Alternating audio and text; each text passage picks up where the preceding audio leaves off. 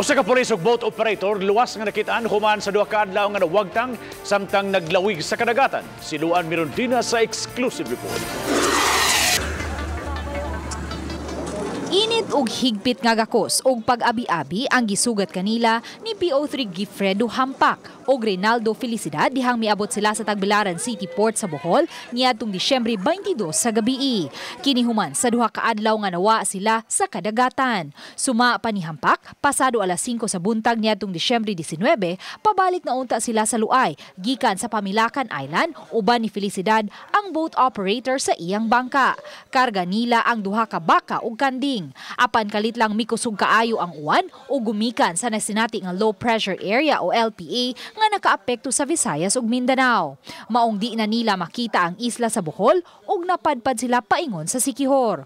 Nakatext pa si Hampak sa iyang pamilya aron ipahibaw ang ilang nahimutangan apan gianod sila hangtod sa Zamboanga del Norte sa Mindanao.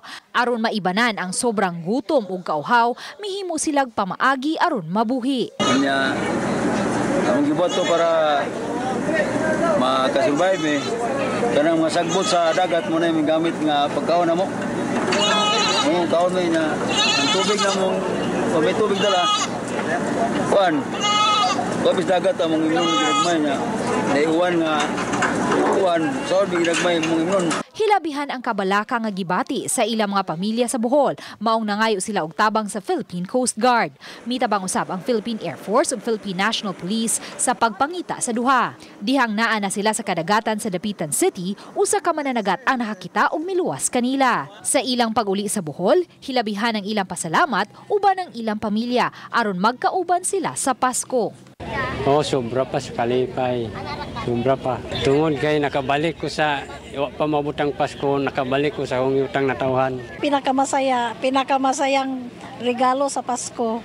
Kasi makumpleto kami. Alala. Walang tulog, walang kain. Akala ko hindi na kami magkita. Praise the Lord. Praise the Lord. Ginawang lahat.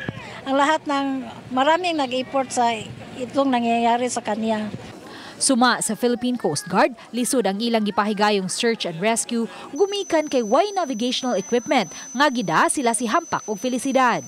Problema naman kasi wala rin siyang any navigation equipment, wala siyang compass, wala siyang anong pwedeng gamitin niya. So dahil doon sa zero visibility that time, nawala siya doon sa yung tumbok niya kung saan siya papunta. So imbis papunta sana siya dito sa mainland ng Bohol, narating niya yung papuntang bandang Camiguin. Kaya naubusan siya ng fuel, kaya ang nangyari drifted siya ngayon papunta doon sa papuntang mainland ng Mindanao. Tambag sa Philippine Coast Guard, dili gayud mo biyahe kun dautan ang panahon ug maminaw sa weather advisory. Lagi namang ina-advise ng Coast Guard, lagi tayong maging makinig o doon sa ng panahon.